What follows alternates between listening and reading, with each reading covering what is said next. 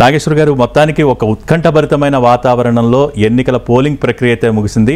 అయితే అంతకంటే ఎక్కువ ఉత్కంఠ ప్రస్తుతం కొనసాగుతుంది. నేతల కామెంట్స్ మీరు చూస్తూనే ఉన్నారు. రోజు అటు కూటమి నేతలు కావచ్చు, ఇటు ఈరోజు జగన్ మొదటిసారిగా స్పందించారు పోలింగ్ అయిన తర్వాత. ఏది ఏమైనా జూన్ 4న ఫలితాలు చూసి దేశం అవాక్కవబోతోందన్న తరహాలో ఆయన స్పందించారు. ఏంటి జరిగిన పోలింగ్ తీరు కానివ్వండి, లేకపోతే నమోదైన ఓటింగ్ శాతం కానివ్వండి, ఇవన్నీ జూన్ 4న అవాక్కయ్యేలా చేయబోతున్నాయా? మీ అంచనాలేంటి?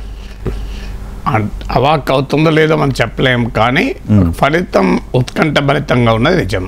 ఎందుకంటే చాలా క్లోజ్ ఫైట్ జరిగింది. క్లోజ్ ఫైట్ రిజల్ట్స్లో రిఫ్లెక్ట్ అవుతుందా లేదో చెప్పలేము.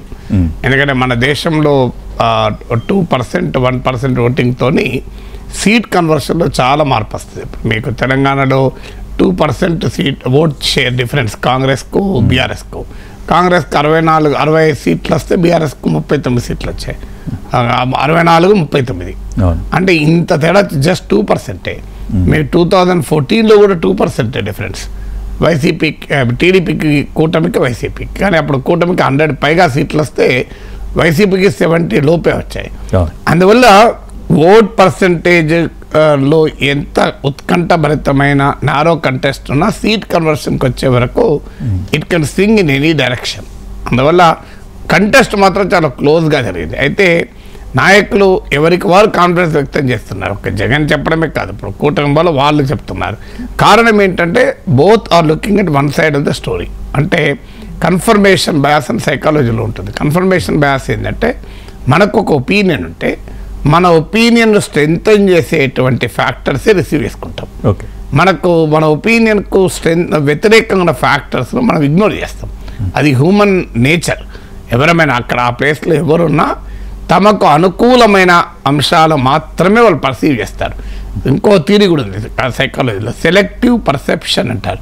సెలెక్టివ్ ఎక్స్పోజర్, సెలెక్టివ్ పర్సెప్షన్ అని. అంటే ఒక అనేక ఫ్యాక్టర్స్ మన కళ్ళ ముందు ఉంటే అందులో మనకు అనుకూలమైన మన విశ్వాసాన్ని నమ్మి మన నమ్మకానికి తగినట్టుగా ఉన్న అంశాలే మనం చూస్తాం. వాటిని మనకు అనుకూలంగానే విశ్లేషించుకుంటాం.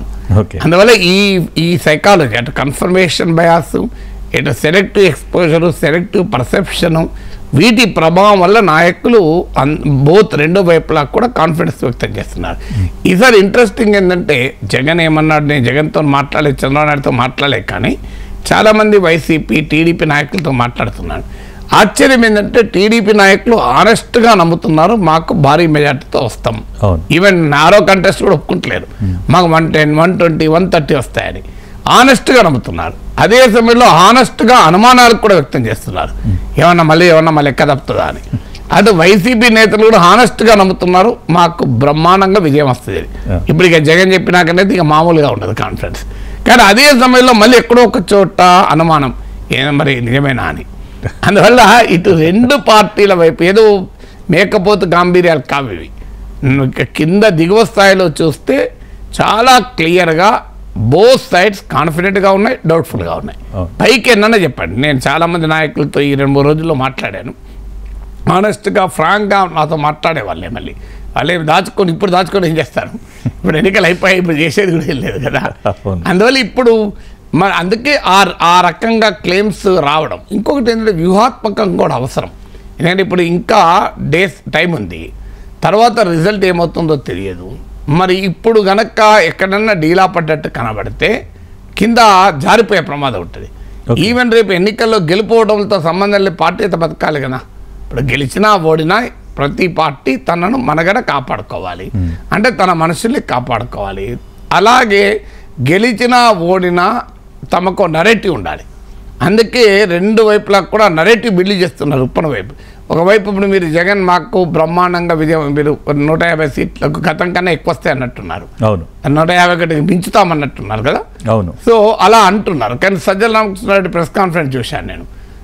ఈసీ ఏకపక్షంగా ఉంది, అధికారులను మార్చడం ఓకే, అర్థం చేసుకోవచ్చు.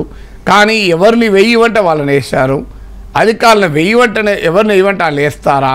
అసలు రూలింగ్ పార్టీకి అడ్వాంటేజ్గా ఉండాలి, కానీ అపోజిషన్కి అడ్వాంటేజ్గా మారింది, మేము అపోజిషన్గా ఉన్నాం, ఇవన్నీ చెప్తున్నారు. కౌంటింగ్ కూడా సరిగ్గా జరుగుతుందో లేదా దానికి పోలింగ్ విషయంలో అనుమానం వ్యక్తం చేశారు జగన్మోహన్ రెడ్డి. పోలింగే సరిగ్గా జరుగుతుందా లేదా అని. ఇప్పుడు కౌంటింగ్ పైన అనుమానం. ఇవన్నీ ఒక రకంగా మరి నీకు అంత గెలిచే కాన్ఫిడెన్స్ ఉన్నప్పుడు ఇవన్నీ అనకూడదు కదా. సో తర్వాత రిజల్ట్ వచ్చిన కనొచ్చు. సో ఇన్ని రకాల ప్రయత్నాలు చేశారు మమ్మల్ని ఓడించడానికి. అధికారులను మార్చారు, ఇష్టం వచ్చిన అధికారులను పెట్టుకున్నారు, అయినా కూడా మాకు ప్రజలు ఆశీస్సులు ఇచ్చారు అని చెప్పచ్చు. కానీ ఇప్పుడే చెప్తున్నారు. అఫ్కోర్స్ ఇవన్నీ చెప్పి లాస్ట్లో సజ్జలు అది కూడా చెప్పాడు, మాకు ప్రజల ఆశీస్సులు మాతోనే ఉంటాయని. ప్రజల ఆశీస్సులు మాతోనే ఉంటాయి అంటూ కూడా ఈ వ్యాఖ్యలు చేస్తున్నారంటే ఎక్కడో ఒక చోట వాళ్ళకు కూడా అనుమానం ఉండి ముందు జాగ్రత్తగా ఒక ఆర్గ్యుమెంట్ అయితే పెట్టుకోవడం, నరేటివ్ అయితే బిల్డ్ చేసి పెట్టుకోవడం. రేపు ఏమైనా అయిందనుకోండి, సో సింపుల్గా ఇది మాకు 150 రావాల్సిందే, కానీ అధికారులను మానిపులేట్ చేశారు, వాళ్ళు అవసరమైన అధికారులను పెట్టుకున్నారు, ఏకపక్షంగా ఎన్నికలు జరిపారు, అందుకే వాళ్ళు గెలిచారు అని చెప్పడానికి వైసీపీ కూడా ఒక అవకాశం ఉంటుంది. టీడీపీ వాళ్ళకి కూడా అదే రకంగా చూడండి హింసాకాండ క్రియేట్ చేశారు, అది చేశారు, ఓటర్లను బెదిరించారు, వీళ్ళు చెప్పుకోవడానికి ఉంటుంది. అందువల్ల రెండు పార్టీలకు కూడా ఒకవైపు మనసులో వాళ్ళు ఆనెస్ట్గా నమ్ముతున్నారు, ఆనెస్ట్గా అనుమానపడుతున్నారు. మరోవైపు రేపు what ever may be the result, దానికో నరేటివ్, పొలిటికల్ నరేటివ్ ఉండాలి కనుక ఆ పొలిటికల్ నరేటివ్ కోసం మాట్లాడుతున్నారు. మూడవది ఏదైనా చెప్పలేం కదా, ఒకవేళ రేపు ఏమైనా జరిగినా తమ పార్టీ నేత 5 ఏళ్ళు నడుపుకోవాలి, కార్యకర్తలు నిలుపుకోవాలి, పార్టీని నిలుపుకోవాలి. పార్టీలో నైరాశ్యం మొదలైతే ఇప్పుడే స్టార్ట్ అవుతుంది, అటో ఇటో షిఫ్ట్లు మొదలవుతాయి. ఎందుకంటే ఒకటి మాత్రం గుర్తుంచుకోండి, స్పష్టంగా కనుక ట్రెండ్ ఉండుంటే మీకు దిగువ జారిపోతారు, ఉండరు. ఓకే, ఇప్పుడు ఇటు నుంచి అటు నుంచి పార్టీలు మారిపోతారు, రిజల్ట్స్ వరకు కూడా ఆగరు. ఎందుకంటే రిజల్ట్స్ వచ్చినాక ఆ ఛాన్స్ ఉంటుందో లేదని ముందే మాడతారు. సో అందువల్ల అందరికీ నమ్మకం ఉంది, అందరికీ అనుమానం ఉంది. నమ్మకానికి ఫ్యాక్టర్స్ ఉన్నాయి, అనుమానాలకు కూడా ఫ్యాక్టర్స్ ఉన్నాయి. అంటే నాగేశ్వర్ గారు, అందరూ గెలుపు గురించే మాట్లాడతారు. ఇందాక మీరు చెప్పినట్టుగా కూడా తమకు అనుకూలమైన అంశాల గురించే మాట్లాడుతూ కూడా ఒక అంచనాకు వస్తూ ఉంటారు, ఇందాక మీరు చెప్పారు. కానీ ఇక్కడ ఇవాళ జగన్ చేసిన కామెంట్స్ కావచ్చు, మొన్న కూటమి నేతలు విజయానికి సంబంధించి చేసిన కామెంట్స్ కావచ్చు, ఈ రెండింటినీ చూస్తుంటే ఏమైనా తేడా కనిపిస్తోందా? తేడా ముందు ఎవరైనా కాన్ఫిడెన్స్ వ్యక్తం చేస్తున్నారు, అందులో తేడా ఏమీ లేదు. సీట్లు, నెంబర్ ఆఫ్ సీట్స్లో కొంత జగన్ స్పెసిఫిక్గా మాకు అదే అంటున్నా, స్పెసిఫిక్గా మెన్షన్ చేస్తూ చెప్పారు కాబట్టి ఆ కాన్ఫిడెన్స్ ఆ నెంబర్ ఉంది కనుక చెప్పాల్సి వస్తాయి కదా, అంతకన్నా తక్కువ ఉంటుందని ఒప్పుకోడు కదా. సో అది కొద్దిగా ఎగ్జాగరేటెడ్ ఫిగరే అనిపిస్తుంది. ఎందుకంటే అన్ని సర్వేలు, ప్రీపోల్ సర్వేలు చెప్పినాయి క్లియర్గా, గ్యారంటీగా వైసీపీ బలం తగ్గుతుంది. అధికారం వస్తుందా లేదా అనే విషయంలో భిన్నాభిప్రాయాలు ఉన్నాయి మొదటి నుంచి కూడా. కానీ దాదాపు నేను అనేక సర్వేలు చూశాను, అన్ని సర్వేలు చెప్పింది అయితే వైసీపీకి భారీగా దెబ్బ తగులుతుంది అని.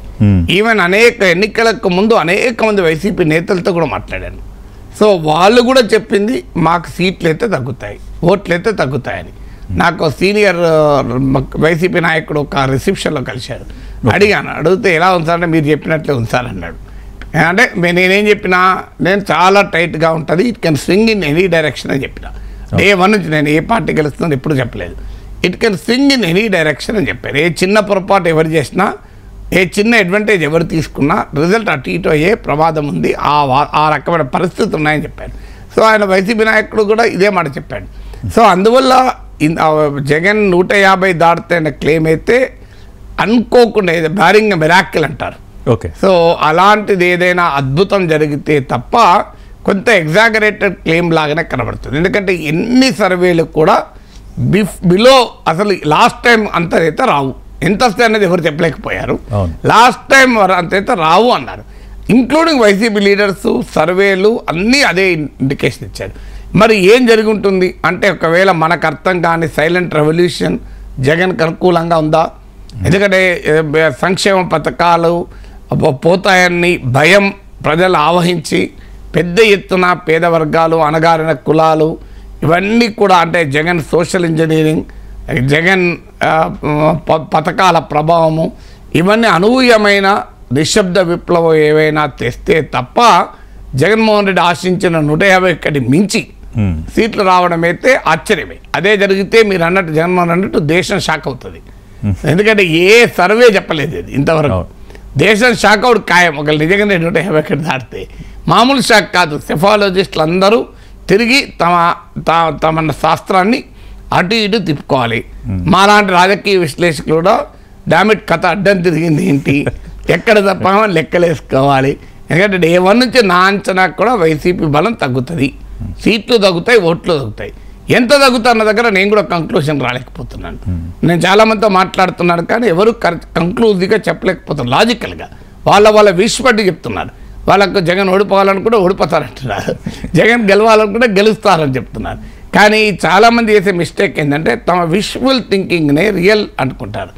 ఆ విజువల్ థింకింగ్ ఏం చేస్తుంటే ఆప్టికల్ ఇల్యూషన్ కారణమవుతుంది. అంటే నీవు ఏది ఆశించిందో అదే చూస్తావు. కానీ నాలాంటి విశ్లేషకులు ఎప్పుడు కూడా నా వ్యక్తిగత రాగద్వేషాలకు అతీతంగా వాస్తవంగా చూసే ప్రయత్నం చేస్తాం. ఈ ప్రయత్నంలో ఒక్కోసారి ఫెయిల్ కావచ్చు, కాదని అన్నాను, ప్రతిసారి సక్సెస్ కావాలని రూల్ ఏం లేదు. కానీ ప్రయత్నంలో మాత్రం హానెస్టీ ఉండాలి. అఫ్కోర్స్ మన ప్రయత్నం ఎట్లున్నా ఒకసారి ప్రజలు అంతుపట్టకుండా ఉండొచ్చు.